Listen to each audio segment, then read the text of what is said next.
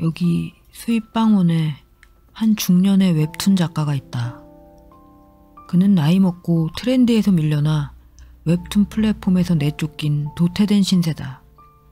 만화밥만 먹은 지 20여 년.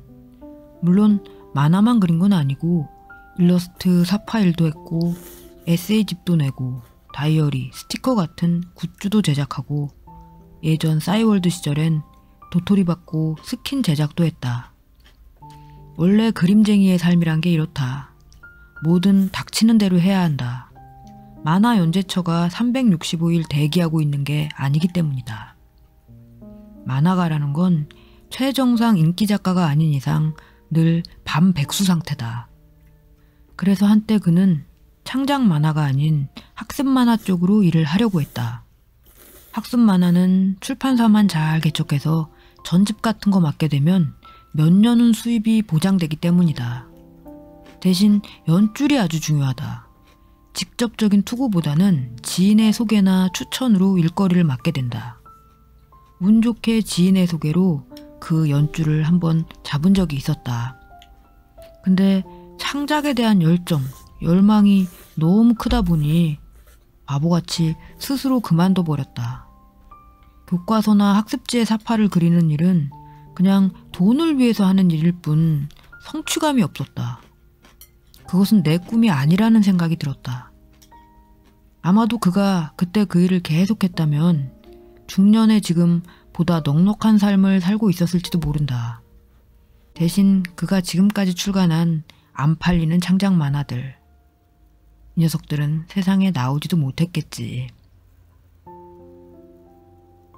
한마디로 그는 꿈을 쫓는다는 미사역으로 본인을 포장하며 자기 멋대로 인생을 살았다. 그의 인생은 내가 그리고 싶은 것을 그리고 내가 하고 싶은 이야기를 하며 내 이야기를 들어줄 독자를 찾아 떠나는 여정이었다.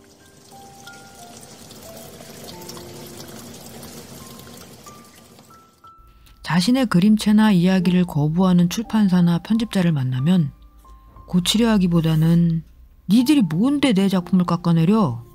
니들이 보는 눈이 없는 거지. 니들의 평가는 거부한다!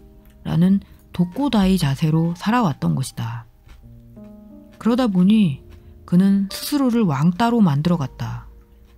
자신을 거부하는 출판사, 자신을 거부하는 편집자 등은 본인도 역시 거부했고 결국 이 나라는 나라는 대작가를 닮지 못해 라고 혼자 선언하며 바다를 건너 일본 유학까지 감행한 거다. 일본에 와서 만화와 일러스트 공모전 양쪽에서 다 큰 상을 받으며 이것 봐, 나 이렇게 알아주잖아. 대한민국이 나빴던 거다. 이지로를 했다. 하지만 거기까지였다. 잠깐 상금을 타는 일은 있었지만 상금은 순식간에 깎아 사 먹으며 사라지고 그는 다시 가난해졌다. 정규적인 일자리가 없는 한 그림쟁이는 항상 가난하다. 뭔가 히트작을 만들지 못하는 이상 그림쟁이는 계속 가난하다. 히트작을 만들어서 드라마화도 하고 캐릭터 굿즈도 왕창 팔지 않는 한 그림쟁이는 영원히 가난하다. 그치만 젊은 시절엔 그 가난이 별로 두렵지 않았다. 뭔가 그 가난마저 자신의 근사한 훈장처럼 여겨졌다. 돈을 추구하기보단 꿈을 쫓는 자신이 너무 멋져 보였다. 한마디로 그는 종교보다 더 무섭다는 예술병 중증 말기였던 거다. 곰팡이 낀 일본 다다미 방에서 나또에 밥 말아 먹으며 그래도 그림을 그리고 있는 그 자신이 미친 듯이 사랑스러웠다. 그렇게 나이를 먹으며 정신을 차려보니 아니 이럴 수가. 웬 독거 노인이 외딴 섬에서 로빈슨 크루소처럼 갇혀있는 게 아닌가. 노인은 이건 말도 안 된다며 섬에서 빠져나가려고 SOS를 외쳤다. 그러나 그 소리는 그 누구에게도 닿지 않았다. 그제야 노인은 다급함을 느끼고 모든 것을 내려놓기 시작했다. 체면이고 뭐고 다 벗어 던지고 젊은 작가들의 도전의 장소인 네이버 도전 만화에 허둥지둥 작품을 올렸다. 허나 결과는 처참했다.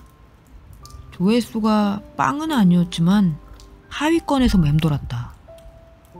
간신히 연재 기회를 잡기도 했지만 1020 독자들의 마음을 얻지 못해 결국 잘렸다. 노인은 다시 섬으로 유배되었다. 독고다이로 살아온 죄. 잘난 척했지만 결국 뭣도 아니었던 빈수레. 나이 먹도록 히트작을 만들지도 못했고 대중의 마음을 사로잡지도 못했다. 사실 그에겐 그럴 만한 재능은 애초에 없었던 거다. 그걸 너무 늦게 깨달았다. 결국 늙은 작가에겐 섬에서의 영원한 유배, 무기징역이 선고되었다. 그는 이제라도 기회를 준다면 열심히 해보겠다고, 다시 한 번만 독자와 만나게 해달라고 피를 토하며 외쳤지만 섬에서 그를 꺼내줄 배는 도착하지 않았다. 그는 결국 누더기 판자로 스스로 조각배를 만들어 망망대해로 나서기로 했다. 이 고독한 섬에서 그를 탈출시켜줄 리는 플랫폼의 PD도 아니오, 출판사의 편집자도 아니다. 오직 그 스스로 탈출해야 한다. 독자, 대중이 있는 곳으로 그 스스로 나아가야 한다. 이젠 틀렸어. 이대로 침몰이야. 남은 인생은 바다 가장 밑바닥으로 가라앉아 심해어처럼 살아가야 해. 아무도 너를 원치 않으니까. 그냥 아무것도 하지 마. 또 도전했다가 다시 실패한다면 그땐 치명상이야. 그 상처를 감당할 수 있어?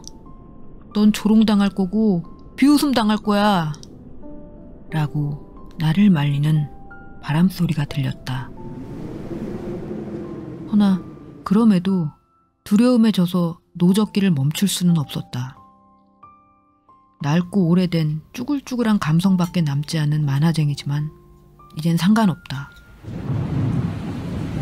어차피 내가 택해온 모든 길들은 늘 어둡고 진흙탕 투성이었다. 또다시 망하는 게 두려워 라는 말조차 웃길 정도로 실패라는 단어는 늘 내 등에 딱 붙어 함께 다니는 동반자였다. 한 번 더 실패한다고 해서 이제와 달라질 건 없다. 넘어져 피가 나면 내가 나를 안아주지 뭐.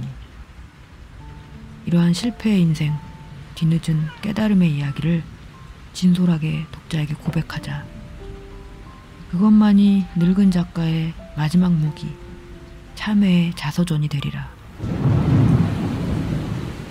그 늙은 작가는 바로 나다.